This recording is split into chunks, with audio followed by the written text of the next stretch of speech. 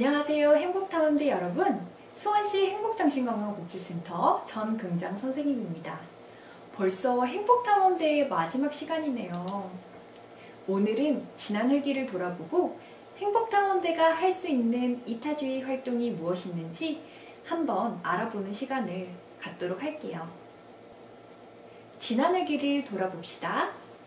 우리는 1회기 때에 코로나19 이후에 청소년들의 정신건강 상담이 증가하고 있다는 것을 통해서 청소년들의 정신건강이 위협을 받고 있음을 알 수 있었어요.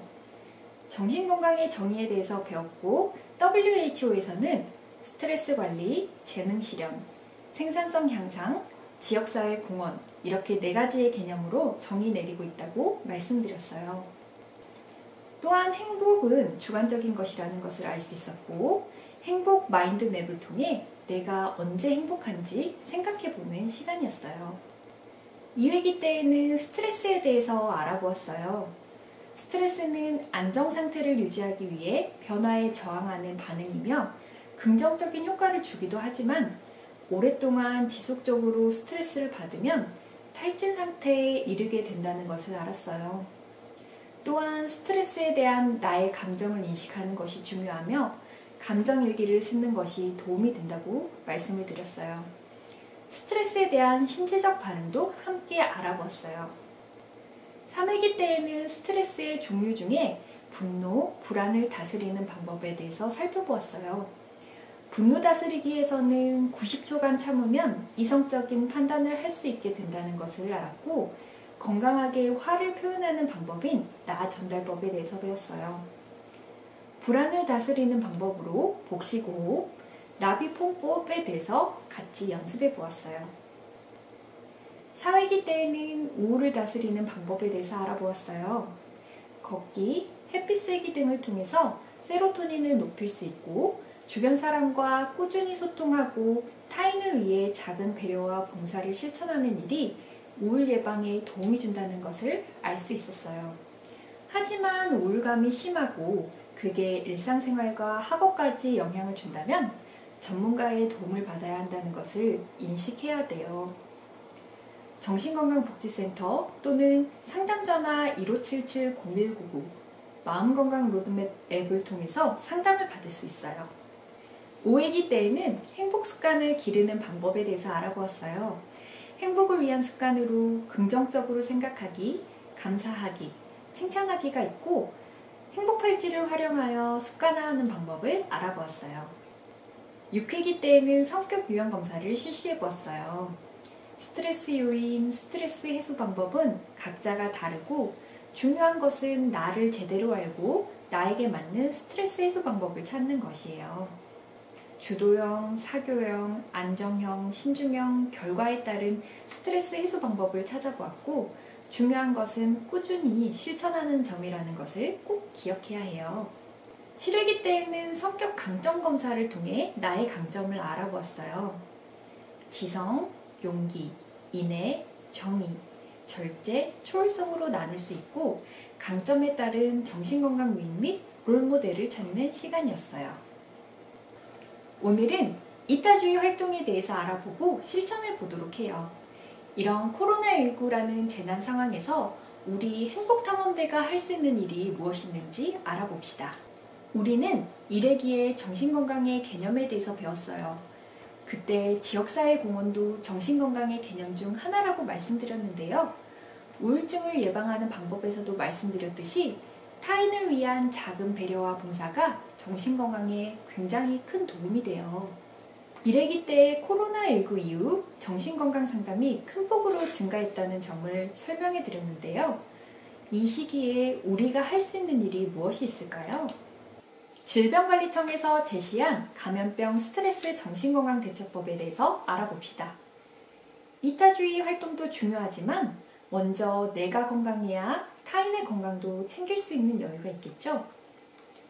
첫 번째, 믿을 만한 정보에 집중하고 너무 많은 코로나 기사를 보고 뉴스를 본다면 오히려 불안감이 더 커질 수밖에 없어요. 믿을 만한 언론사 뉴스를 하루에 한 번만 보는 식으로 코로나에 대한 노출을 줄일 필요가 있어요. 둘째, 정신건강 전문가의 도움을 받는 방법도 있어요.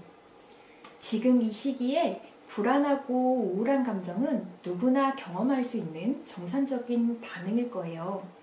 하지만 과도하게 불안하고 우울하며 그 불안과 우울이 일상생활과 학업에까지 영향을 준다면 전문가의 도움을 받을 필요가 있습니다. 세 번째는 힘든 감정은 털어놓는 것이 중요해요. 꾸준히 가족, 친구, 동료와 소통하며 힘든 감정을 나누어 보세요. 네 번째는 자신의 몸과 마음을 돌보아 주세요. 충분한 수면, 운동, 건강한 식사 등으로 정신건강을 지켜보세요.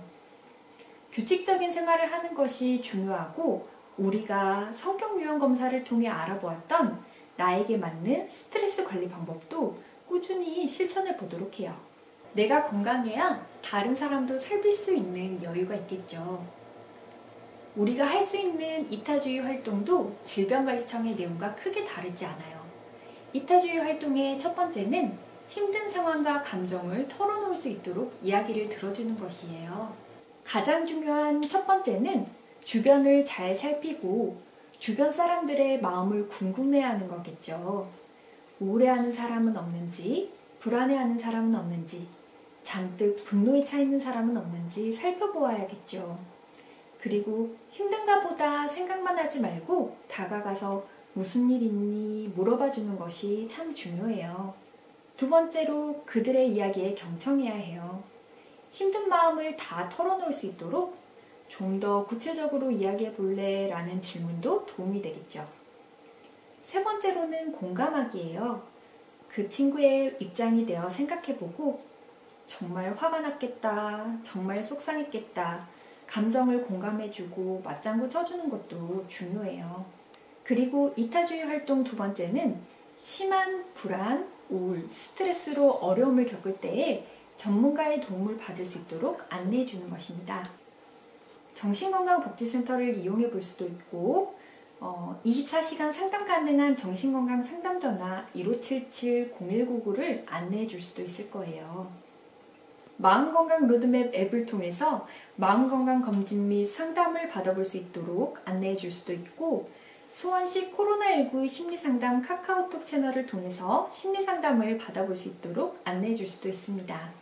여러분이 행복탐험대를 통해서 알게 되었던 정신건강 서비스들, 그리고 우울, 분노, 불안을 다스리는 방법들, 행복습관을 많은 사람들에게 알려주세요. 여러분의 나눔과 배려가 분명 여러분에게 행복과 건강을 안겨줄 것입니다.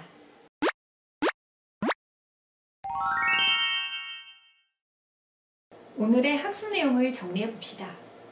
오늘은 지난 회기를 돌아보는 시간을 가졌고 행복탐험대가 할 수 있는 이타주의 활동으로 사람들과 소통하고 공감하며 감정을 나눌 것을 요청드렸고 또 정신적으로 힘든 사람이 있을 때에 정신건강 전문가의 도움을 받을 수 있도록 안내해주는 역할을 해주기를 요청드렸습니다.